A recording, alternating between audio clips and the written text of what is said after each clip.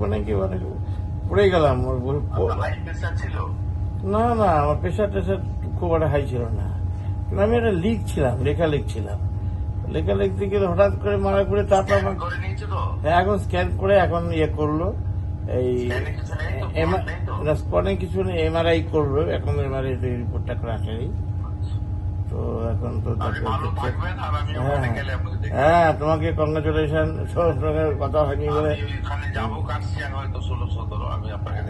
হ্যাঁ হ্যাঁ হ্যাঁ, ঠিক আছে, ভালো থাকবে। হ্যাঁ বাবাকেও বলো, বাবা ভালো থাকবে। ঠিক আছে, ঠিক, থ্যাংক ইউ, থ্যাংক ইউ। দর্শক দেখছেন অশোক ভট্টাচার্য, প্রাক্তন মন্ত্রী, বাম নেতা। উনি বাড়িতে পড়ে গেছেন, তো পড়ে গিয়ে চোট পেয়েছেন, হাসপাতালে ভর্তি শিলিগুড়িতে। তো ওনাকে দেখতে গিয়েছিলেন, দেখতে পাচ্ছেন পাশে রয়েছেন শঙ্কর ঘোষ। তো তখন মুখ্যমন্ত্রী কথা বলেন, শঙ্কর ঘোষই হয়তো ফোনটা ধরিয়ে দেন আমার ধারণা। তো যাই হোক, কথা বলেন, কিন্তু কথা শুধু কথা না, এই কথার মধ্যে অনেক কিছু বার্তাও আছে, নিশ্চয়ই বুঝছেন। দুজনের মধ্যে কথা হচ্ছে একটা সৌজন্যের এবং খোঁজ খবর নেওয়া, এটা একটা ব্যাপার। আর কথা বলার ধরনটাতে যেটা আমরা দেখলাম, এটাও একটা ভালো মানে বার্তা আর কি, যে পলিটিক্যাল বিরোধ যাই থাক, এরকম কিছু ঘটলে এবং মুখ্যমন্ত্রী হিসেবে যে আচরণটা করা উচিত সেটাও কিন্তু দেখতে পাচ্ছি। প্রাক্তন মন্ত্রী, তার সঙ্গে বর্তমান মুখ্যমন্ত্রী কথা বলছেন, খোঁজ খবর নিচ্ছেন, এবং উল্টো দিক থেকে যেমন মুখ্যমন্ত্রী আশীর্বাদ চাইছেন, তেমনি উল্টো দিক থেকে অন্য ঘরানার রাজনীতিক, বাম ঘরানার অনেক কথা হয়তো বলেছেন, মানে পলিটিক্যালি, তিনিও মুখ্যমন্ত্রীকে, মানে তিনি যে মুখ্যমন্ত্রী হয়েছেন সেটা নিয়ে শুভেচ্ছা জানাচ্ছেন এবং বাবার কথা বলছেন। মুখ্যমন্ত্রী বাবার কথা বলছেন। ফলে এটাই কিন্তু পলিটিক্যাল কালচার হওয়া উচিত, যে মতবিরোধ থাকতে পারে, কিন্তু আমরা সবাই মানুষ, আমরা সবাই বাঙালি। আর পলিটিক্সে দুটো জিনিস হয়, শাসক এবং বিরোধী। গণতান্ত্রিক সিস্টেমে মেনে চলতে হবে, ব্যাস। এটা করলেই হয়ে যায়। এখানে ঠ্যাং ভেঙে দাও, মেরে দাও, অত্যাচার করো, লুটপাট করো, এইসব করা উচিত না। আর যত ওইগুলো থাকবে ততই প্রতিহিংসা বা অন্য কিছু আসবে, অস্থিরতা আসবে। যারা এইসব করবেন তাদেরকে পরে ভুগতে হবে, যেমন ভুগতে হচ্ছে টিএমসির লোকজনদেরকে দেখতে পাচ্ছেন। কোমরে দড়ি বেঁধে ঘোরানো হচ্ছে, ডিম থেরাপি চলছে, কত কি চলছে, অ্যারেস্ট করা হচ্ছে, কারো চুল কেটে দিয়ে রাস্তায় ঘোরানো হচ্ছে। তো যদি একটু সৌজন্য ঠিকঠাক দেখান এবং চুরি দুর্নীতি থেকে দূরে থাকেন, দেখবেন ক্ষমতা থেকে চলে গেলেও মানুষ ভালোবাসবেন। অশোক ভট্টাচার্যের সম্পর্কে আমি জানি না আপনারা কোনো কিছু দুর্নীতির বিষয় সামনে আনবেন কি না। আমরা তো খুব বেশি ওনাকে মানে অনেক দিন ধরে দেখিনি।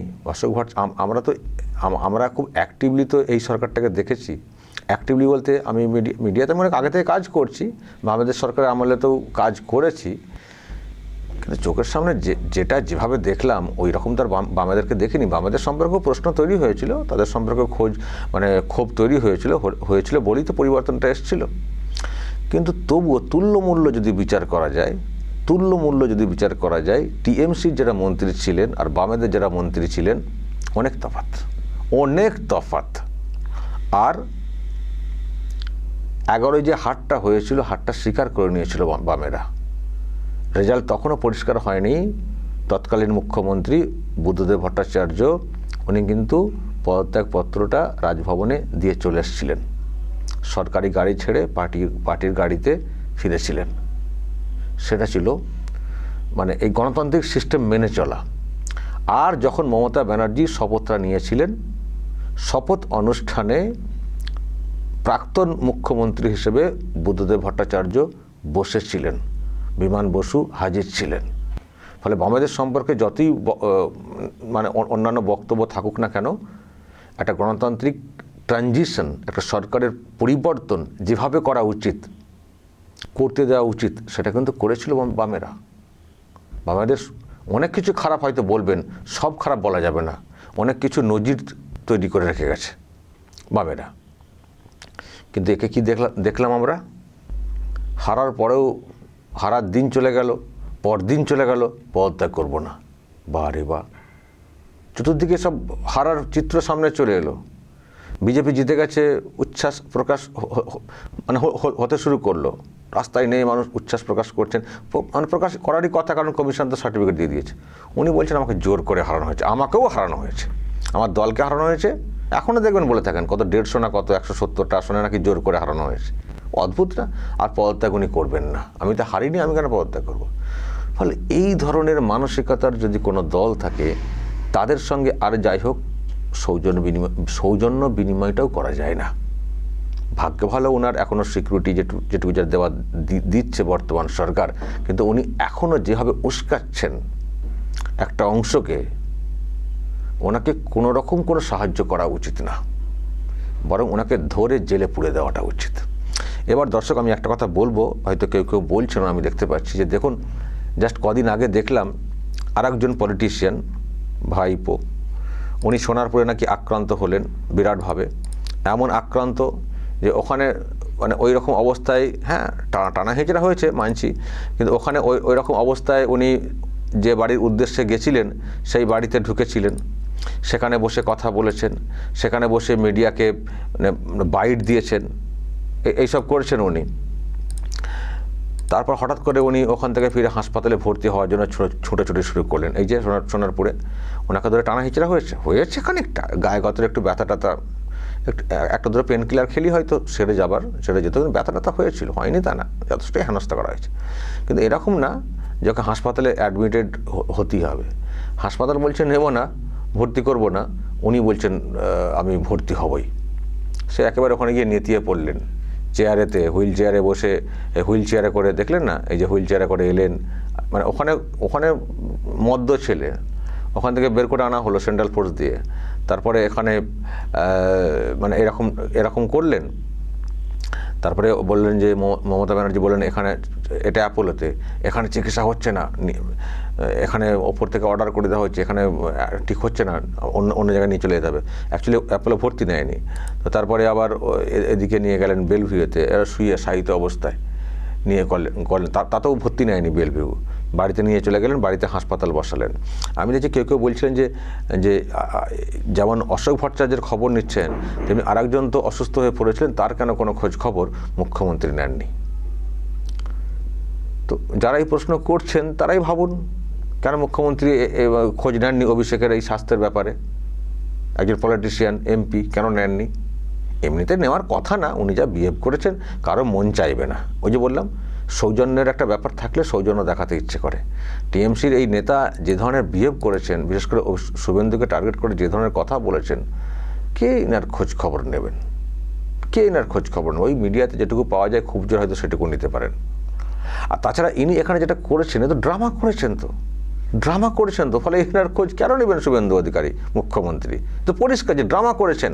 হ্যাঁ, একটা হেনস্থা হয়েছে, সেটা ঠিক আছে, কিন্তু সেটা তো ভর্তি হওয়ার মতো না। ফলে সেই ড্রামা করবেন, তার খোঁজ খবর নিতে হবে, এটার এত আবদার কিসের? হ্যাঁ, আর এখানে মাস্তানি দেখাতে কেন গেছিলেন? জানেন না মানুষ কীভাবে ক্ষোভে ফুঁসছেন? মাস্তানি দেখাতে কেন গেছিলেন? যখন কোথাও ক্ষোভ বিক্ষোভ থাকে, নিজেকে একটু এড়িয়ে থাকতে হয়। কলকাতায় কুণাল ঘোষ এরিয়ায় যে যাওয়ার চেষ্টা করেছিলেন, কুণাল ঘোষ তো টের পেয়েছিলেন যে ক্ষোভ বিক্ষোভ হতে পারে, সেজন্য ওই পরিবারকে নিজের বাড়িতে এনে দেখা করিয়েছিলেন। তো কুণাল ঘোষ বুঝলেন, বা আপনারা অন্যভাবে বুঝলেন, সেই বাড়িতে আর গেলেন না, সরে চলেন ক্ষোভের কারণে। তো আপনারা কেন গেছিলেন সোনারপুরে গেলে এরকম হতে পারে কোনো ইনপুট ছিল না? মানে মাস্তানি দেখাতে গেছিলেন, বা ওই দেখো আমার উপরে কত নির্যাতন সেটা এস্টাবলিশ করব, তাহলে আমি সিম্প্যাথি পাবো, সেটা দেখাতে গেছিলেন। তো দিয়েছেন মানুষ ডিম থেরাপি, কিন্তু ডিম থেরাপিতে আর আপনারা হাসপাতালে ভর্তি হবেন সেটা তো হতে পারে না। ফলে সেটা আবার কি খোঁজ নেবেন মুখ্যমন্ত্রী? আর খোঁজটা যে উনি নেননি এবং উনি যে এতটা মানে সত্যিই ড্রামা করেছেন সেটা তো প্রমাণ হয়ে গেছে। তো দিদিমণি বললেন এখানে চিকিৎসা হচ্ছে না, কোথায় গেল, এখানে চিকিৎসা হচ্ছে না, বাড়িতে হাসপাতাল করব বললেন। তো বিরাট অসুস্থ, ওনাকে কিসে একটা আইসিইউ না আইটিইউ ভর্তি করা হয়েছিল, তাহলে কেন করা হয়েছিল, ওনাকে অ্যাডমিশন করে রাখাটা উচিত, এসব বলা হলো না। মানে বিরাট মানে হয়েছে আর কি, সারা শরীরে কীসব ক্ষত অমক তমক।